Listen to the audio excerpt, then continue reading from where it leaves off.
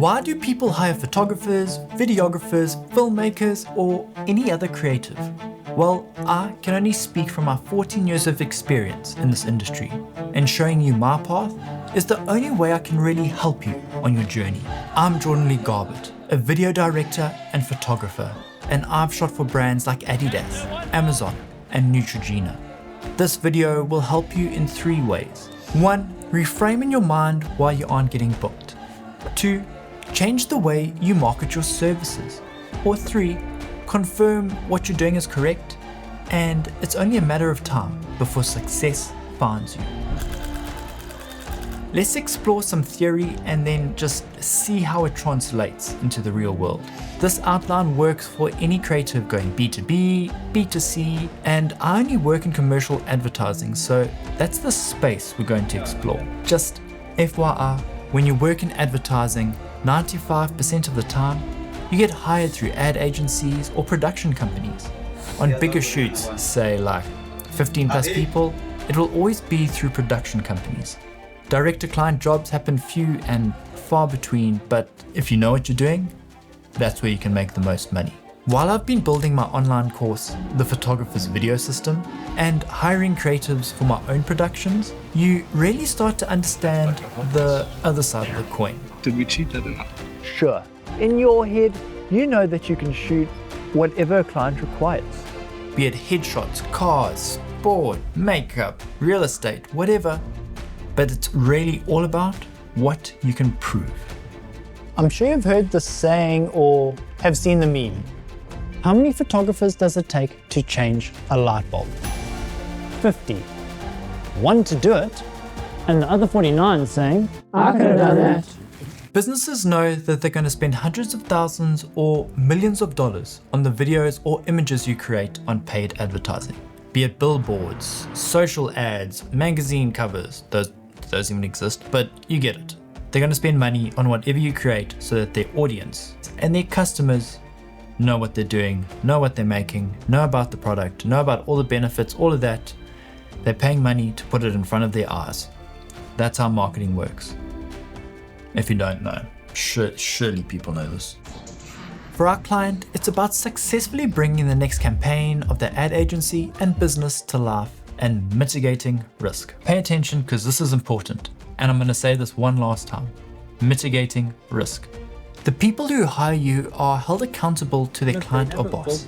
Meaning, if you fuck up, they can lose the client or get fired. You're fired. And put the business that they're representing in financial risk. That's the reality of the situation and the state of mind where people are operating from. They've got so much at stake. They've got mortgages, debt, and probably a family. Hey, you little When clients send out briefs, they will only hire or even consider you if 1. You've got a style that matches the mood board of the brief. 2. You've done similar work to the brief in question with either a competitor's brand or a spec commercial that you've made yourself. So the work they want has to be in your portfolio. 3. Have proof that you can execute their vision on a similar scale to their budget. Then, only then, will they consider you against the 20 to 100 other options. This is when your pitch document, your director's treatment, or your mood board is even considered. Okay, yes, sometimes you can get lucky and you can land a job that other people are just way more qualified to have. Oh my God, okay, it's happening. Everybody stay calm. But you can't base your business's success on luck. So how did this work for me? Well, when I moved back to Cape Town, I started reaching out to production companies. You have some bridging. I met with one company and then literally zero contact for the next year. To be honest, I never thought I'd hear from them again. Then, like magic, an email came in. We are pitching for a Neutrogena brand campaign. We think you could be perfect for this. I had done hundreds of skincare shoots, and my style of work was exactly what they were after. So I passed the first requirement, alignment. Check. They wanted to shoot 3 campaigns in one day. It's 2025. That's what happens. They had one ad for South Africa and 2 ads for Dubai and the Middle East. This was now completely in my wheelhouse. I had been in Dubai for over 3 years, shooting exactly what they needed. This created trust, and I had proof I knew how to make ads for a Middle Eastern market. So trust. Check. I've worked with big influencers and celebrities on campaigns that are pretty much similar in scale and size, so the scale and scope of the job was right in line with what I had done before. Scale and scope. Check. We have a winner. While talking to the production company, I learned that they also wanted a photographer.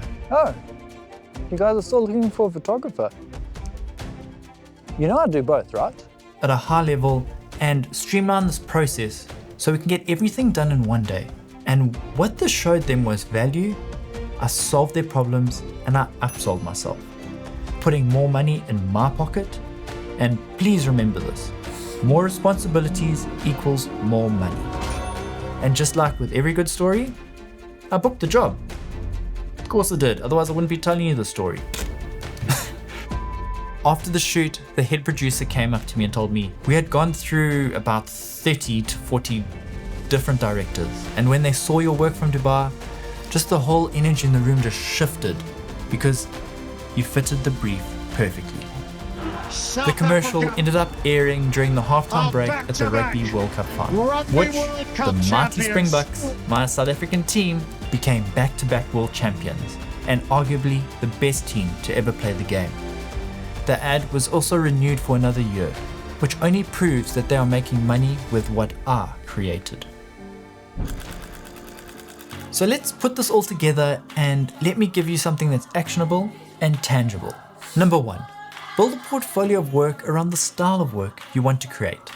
That might take a while to find, and just know that it's always going to evolve as you grow. 2. Have at least 3 pieces of work in your portfolio or what you can send to potential clients around a singular subject matter with the same style. If we have my bright white wall studio Neutrogena as the example, have at least 2 other pieces of work in a studio that's high key and around makeup or skincare. Briefs always come with a client asking you to send 3 examples of something similar to the brief. 3. Find companies and brands that are creating work around the budgets you are currently working with. There's no point in marketing to companies that only do multi-million-dollar commercials. And when you've only worked with tens of thousands of dollars, the two just don't align, so they're never going to hire you. I mean, shoot your shot, but just be realistic.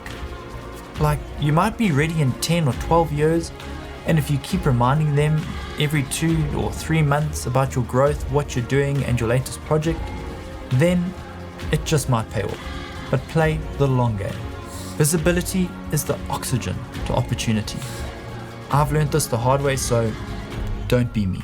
If you enjoyed this video, click like and subscribe, or click here to watch something else. And if you're a photographer who's always wanted to learn how to create video content, well, I've created the perfect course for you. It's called the Photographer's Video System. See you in the next one. Cheers. Hey, I didn't cover the product's name.